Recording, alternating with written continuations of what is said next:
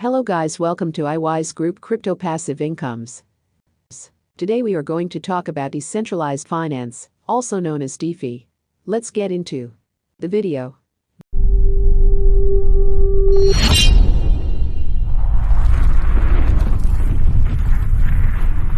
The financial system. The financial system that we know today went through decades of technological advances. The earliest attempts to make finance more efficient started as early as the 1920s with the introduction of accounting machines and punch cards. This was followed by the rise of the mainframe computers that significantly sped up the banking system in the 1950s and beyond. The next revolution was the invention of ATMs and credit cards that started being popular in the 1970s. Also in the 1970s, another important element of the financial system, the stock market, started going through a radical transformation. Manual order entries and loud trading pits started being slowly replaced by computers and algorithms. Then comes the FinTech Revolution. PayPal, Robinhood, TransferWise, Revolut, I-wize Group, and other fintech startups understood the tech-first approach known from other non-financial tech companies and offered their users seamless access to financial services.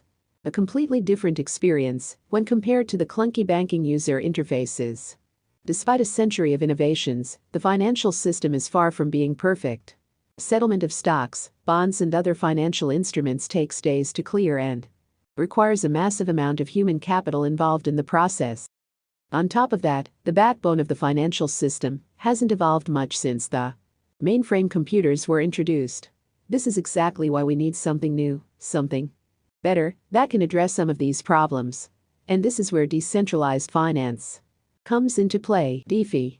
Instead of relying on old and inefficient infrastructure, decentralized finance, or DeFi, leverages the power of cryptography, decentralization, and blockchain to build a new financial system. A system that can provide access to well-known financial services such as payments, lending, borrowing, and trading in a more efficient, fair, and open way. Efficient, as all operations are settled almost immediately. It doesn't matter that counterparties may be in completely different geographic locations with inconsistent laws and regulations. On top of this, most of DeFi protocols can operate with no or minimal human involvement. Fair, as all services are completely permissionless and censorship resistant. All of this is possible thanks to the invention of Bitcoin and Ethereum and their underlying technologies. In particular, Ethereum as a smart contract platform allows for creating any arbitrary financial applications. Because of these characteristics, Ethereum became a go-to blockchain for the vast majority of DeFi activities. Decentralized finance has recently been experiencing tremendous growth. Some of the key metrics are total value locked in DeFi. This represents the value of all tokens locked in various DeFi protocols such as lending platforms, decentralized exchanges, or derivatives protocols. This number has grown from less than $1 billion in April 2020 to over $32 billion in February 2021. Another important metric is the trading volume across decentralized exchanges.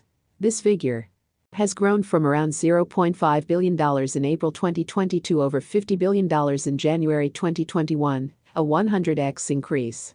Total value settled on Ethereum has reached over $1T in 2020. This is more than PayPal. Problems in traditional finance. Now, to understand the value proposition of decentralized finance even better, let's go through a few common problems in traditional finance and see how they can be addressed in DeFi. Let's start with a recent situation in the stock market. The famous GameStop Saga.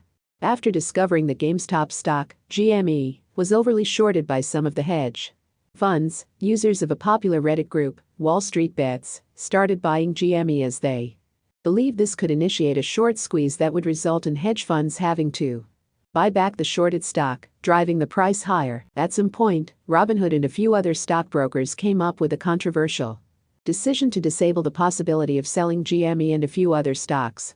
A situation like this just wouldn't be possible on a decentralized exchange like Uniswap. There is no one who can disable or alter the trading capabilities of the platform.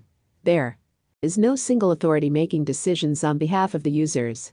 DeFi democratizes access to trading. This situation exposes another problem: decisions made behind closed doors. Challenges. It brings more responsibility to the users who are now truly owning their assets, so they have to make sure they store them in a secure way. There is not a lot of hand-holding here, especially when interacting with new DeFi protocols. There are still certain regulatory risks. Although things like KYC or AML cannot be enforced in the DeFi protocols themselves, the regulator may try to force wallet providers or dev teams responsible for certain protocols to add KYC requirements to their user interfaces. Hacks are another challenge of the DeFi space that make using certain protocols, especially the new ones, risky. Various DeFi protocols are also exploring different governance models. However, whales and voters' apathy are some of the common problems. Here, uncollateralized loans and mortgages are big areas of traditional finance that are slightly harder to implement in DeFi. Fortunately enough, there are already protocols like Owing exploring different possibilities such as credit delegation and tokenized mortgages. Summary. So what will happen to traditional finance if DeFi keeps innovating and growing at this tremendous pace? Personally, we think that traditional finance will have to adapt quickly, otherwise, they are taking a risk of slowly becoming irrelevant. Like with all other big technological changes, they often happen gradually, then suddenly. So what do you think about the future of finance? How big will DeFi become? Let us know in comments.